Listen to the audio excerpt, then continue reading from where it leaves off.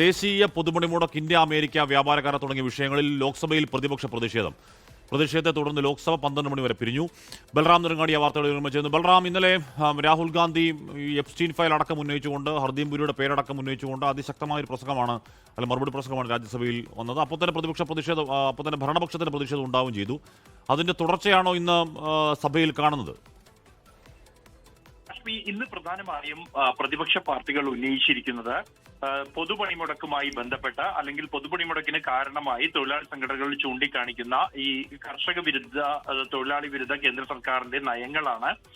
ഈ വിഷയം സഭയിൽ ചർച്ച ചെയ്യണം എന്നാവശ്യപ്പെട്ടുകൊണ്ടാണ് പ്രതിപക്ഷം പ്രതിഷേധം നടത്തിയത്. ഇതോടൊപ്പം തന്നെ ഇന്ത്യ US വ്യാപാര കരാർ വിഷയവും പ്രതിപക്ഷം ഉന്നയിച്ചു. സഭ ആരംഭിക്കുന്നതിന് മുമ്പായി തന്നെ പാർലമെന്റിന് പുറത്ത് മകര കവാടത്തിന് പുറത്ത് പ്രതിപക്ഷ അംഗങ്ങൾ ഈ വിഷയങ്ങൾ ഉന്നയിച്ചുകൊണ്ട് പ്രതിഷേധ പ്രകടനം നടത്തി. പ്രത്യേകം ബാനറുകളും പ്ലക്കാർഡുകളുമായാണ് പ്രതിഷേധ പ്രകടനം നടത്തിയത്. ഒപ്പം തന്നെ സസ്പെൻഡ് ചെയ്യപ്പെട്ട 8 MP-മാരെയും തിരിച്ചെടുക്കണം, സസ്പെൻഷൻ പിൻവലിക്കണം എന്നാവശ്യപ്പെട്ടുകൊണ്ടുള്ള പ്രതിഷേധവും ഇന്നും നടന്നു.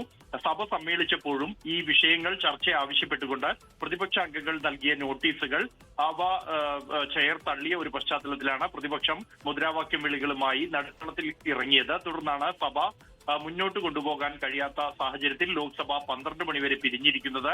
അതേസമയം രാജ്യസഭ സാധാരണ രീതിയിൽ തന്നെ പ്രവർത്തിക്കുകയാണ്.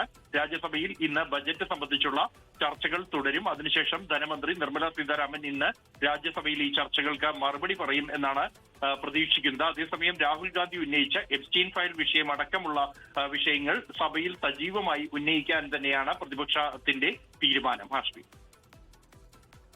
ഓക്കെ, ബൽറാം നെടുങ്ങാടിയാണ് വാർത്തയുടെ വിവരങ്ങൾ നൽകിയത്.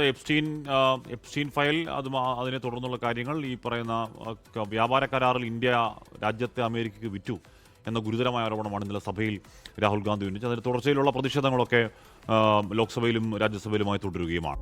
ലോകത്തെവിടെയായാലും ഏത് സമയത്തും 24 വാർത്തകളും ഓഗ്മെന്റഡ് റിയാലിറ്റി പാക്കേജുകളും എക്സ്പ്ലെയിനറുകളും വിശദമായി കാണാൻ ഞങ്ങളുടെ YouTube ചാനൽ നിങ്ങൾക്ക് സബ്സ്ക്രൈബ് ചെയ്യാം.